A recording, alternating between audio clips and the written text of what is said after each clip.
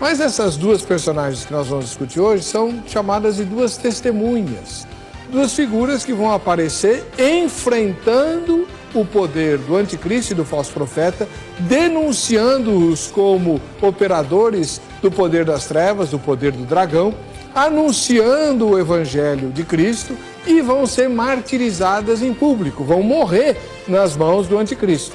Alguns acreditam que as duas testemunhas possam ser Moisés e Elias ou Enoque e Elias. Outros acreditam ainda que o Antigo e o Novo Testamento seriam as testemunhas. Mas neste caso, o teólogo é restritivo. O Apocalipse é muito claro. Quando ele está falando de pessoas, ele fala de pessoa. Quando ele fala de objeto, é de objeto. Quando ele fala de símbolos, são símbolos.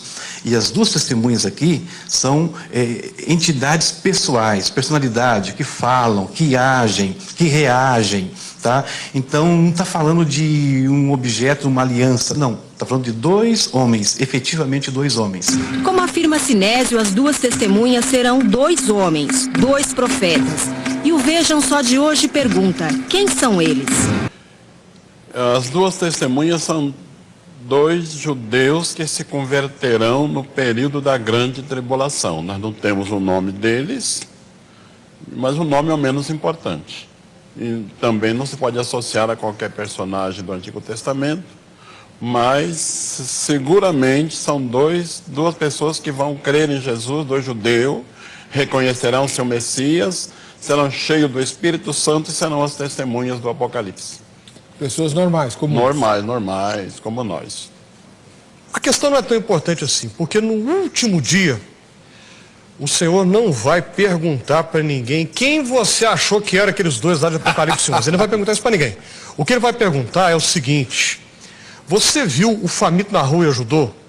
Você viu o pobre sem roupa na rua e ajudou? Você foi visitar o doente? É isso que ele vai perguntar. Então, a identidade desses dois aí, isso não é a questão primordial. É claro que, como foi dito aqui, desperta a curiosidade, mas não é o ponto principal. Por exemplo, ele anuncia o surgimento de duas testemunhas. O senhor entende essas duas testemunhas como dois o quê? Simbólico. Eu vou repetir, o próprio texto deixa claro que ele está trabalhando com uma linguagem simbólica. Que simbolizam o quê? Antes, porém, deixa eu dizer, essa questão aqui, o texto fala de uma cidade, veja, é impossível ser literal. Eu comecei ele rotulando de historicista, depois eu disse que o senhor era preterista e agora eu entendi, o senhor é idealista.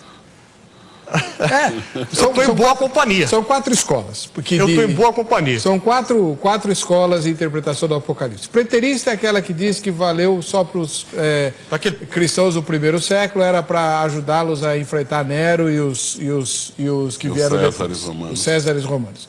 O historicista é aquele, por exemplo, a interpretação da Igreja Adventista do Sétimo Dia é historicista. Eles entendem que o Apocalipse é um resumo de toda a história. Ao longo da história. Ao longo da história, tanto é que a maioria das profecias do Apocalipse já se cumpriu, com a Revolução Russa e uma porção de outras coisas. A futurista é aquela do pastor José Serafim. O Apocalipse vai ser assim, uma projeção, desvendar dos últimos momentos da história do universo. Exatamente. É tudo no futuro. Então, nada para o passado, nada para agora, né? Mas é tudo para o futuro. E o idealista é uma reunião de todas as quatro, né?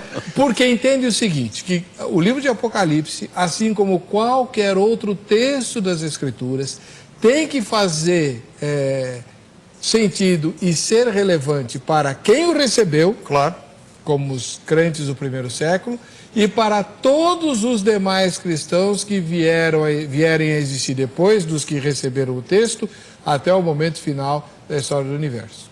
Mas aqui, quando a gente lê, está muito claro toda essa linguagem simbólica, a linguagem apocalíptica, ela é uma linguagem exagerada, né, extravagante. Né? Então aqui fala o dragão com 7 cabeças, 10 chifres e tal. Mas quando a gente vê aqui, está muito claro que a referência aqui é a Jesus. Jesus que foi perseguido, mas venceu, os seguidores dele que são perseguidos, mas venceram também. Está muito claro. Então, por que eu estou trazendo agora o capítulo 12? Porque o capítulo 12 deixa claríssimo que não é algo para o futuro, é algo que já aconteceu. Jesus. Tá? Então, voltando aqui para o capítulo 11. com toda esse simbolismo que o texto trabalha, e de novo eu chamo a atenção para o versículo 8, a praça da grande cidade, que espiritualmente se chama Sodoma e Egito, onde também o seu Senhor foi crucificado. Não pode ser literal, porque Sodoma, os comentaristas dizem que ficava na parte sul do país de Israel, perto do Mar Morto. O Egito está mais caminhando para o ocidente, né, para o oeste. Jerusalém está na outra região. Então, um lugar que está em 3 lugares ao mesmo tempo, é símbolo do pecado. Né? É símbolo de alguma coisa, exatamente. E aqui são 3 símbolos negativos. Jerusalém, aqui, muito embora alguns textos se refiram a Jerusalém como cidade santa, outros textos apresentam Jerusalém de maneira muito negativa. É o caso aqui. Jesus foi crucificado em Jerusalém. Então, a gente tem que lembrar disso aqui. O texto deixa muito claro que ele está tratando com questões simbólicas. O que é o símbolo? O símbolo aponta para uma outra realidade. Então, toda essa descrição de 2 pessoas, e quando a gente vê aqui, está nitidamente calcado em Moisés e Elias, nitidamente calcado neles. Qual que é a referência por detrás aqui do Apocalipse 11? É Moisés, porque o texto fala da questão das águas, e Elias, converter a água em sangue, é Moisés. Então, a referência por detrás aqui do texto é Moisés. Elias, porque fala de não chover, a referência por detrás aqui é Elias. Moisés e Elias, por sua vez, representam o quê? A lei e profecia. Elias, na tradição judaica, é o maior de todos os profetas, o mais importante de todos os profetas, na tradição judaica. Também, de tudo que ele fez? Sim. Então, mas eles 2 simbolizam, apontam para o quê? O testemunho a respeito de Jesus. Eles têm Moisés e os profetas, ouçam-nos. Se referindo à Bíblia. Né? Ao testemunho dado. Né? Então, essa é a ligação que o senhor faz para entender que essas 2 testemunhas não são 2 seres humanos, mas são o testemunho bíblico. O testemunho de tantos anônimos ao longo de 2000 anos, e até hoje, amanhã e depois de amanhã, de pessoas a respeito de Jesus, que tem sido dado, que foi dado, que está sendo dado hoje, que vai ser dado amanhã, vai ser dado depois de amanhã, a respeito de Jesus. O texto fala que eles provocam, eles levantam uma oposição, eles também sofrem. Isso é uma coisa que muita gente passa por cima, porque o texto fala que eles são mortos. Eu vou voltar à questão etimológica, né? Testemunha em grego, mártir. Tudo isso que o senhor explicou ficou muito claro, até porque o senhor é professor, sabe explicar muito bem. Agora, o Apocalipse não trata de nada a respeito do futuro, quando ele fala da volta de Cristo, da grande tribulação, do juízo final, são símbolos para aquele momento da história da igreja nascente, ou isso tem uma mensagem para nós também e para aqueles que vão viver depois de nós? Obrigado por ter feito a pergunta, porque isso me permite fazer um gancho com algo que eu disse antes. Talvez tenha ficado en passant, então é bom a gente retomar isso aqui agora. Uma marca da literatura apocalíptica, ao contrário do que geralmente se pensa por aí, que as pessoas ligam o Apocalipse, futuro, predição, vai ser assim, vai ser assim. Mas uma marca da literatura apocalíptica é fazer uma revisão da história. É a segunda vez que eu uso essa expressão aqui. Uma revisão de toda a história, e aí tem um vislumbre, um olhar para o que ainda não aconteceu.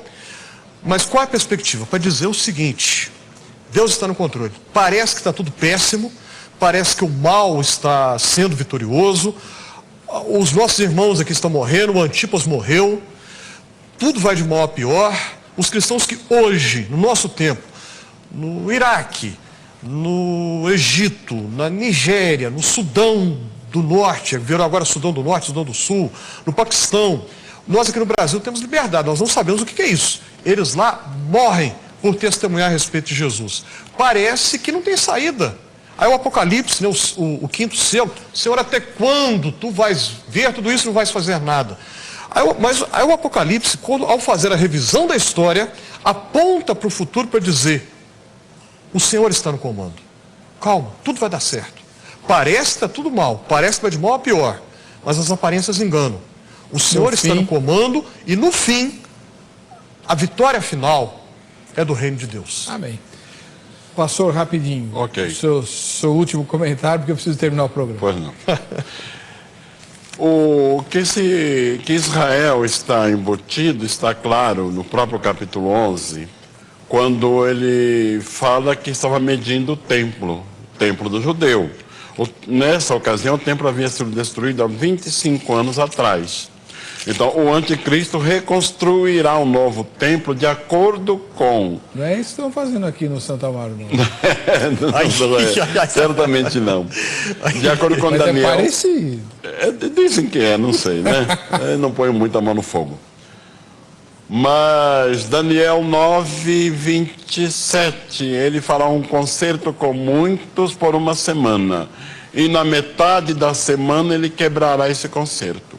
Então, e ainda São Paulo fala em 1 Tessalonicenses, capítulo 2, que ele se assentará no templo de Deus. 2 Tessalonicenses. Obrigado. No templo de Deus, parecendo Deus, querendo ser Deus. Que templo ele vai se assentar se o templo, na época de Paulo, já tinha sido destruído? Certo. Então é um templo que será reconstruído, portanto Israel está inserido. Tá bom. Mas somente uma lembrança, não pode ser objeto, como alguém diz no Novo e Velho Testamento, porque eles morrerão. E a palavra de Deus nunca vai morrer.